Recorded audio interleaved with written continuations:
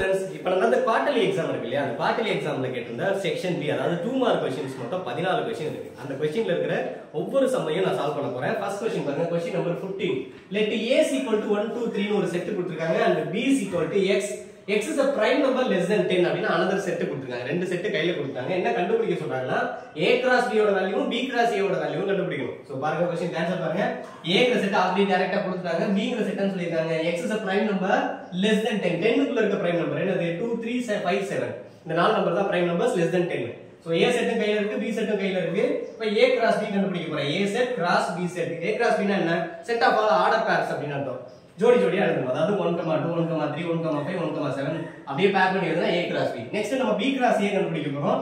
a cross b யும் b cross a யும் வேற வேற. ஏனா b முன்னாடி வந்துரும், a பின்னாடி வந்துரும். So b set first, a set second. இதுல இருக்க ஆர்டர் பேர்ஸ் வந்து 2 1 2 2 3 until 7 3 வரைக்கும் ஆன்சர் எழுதணும். This is the answer. Thank you.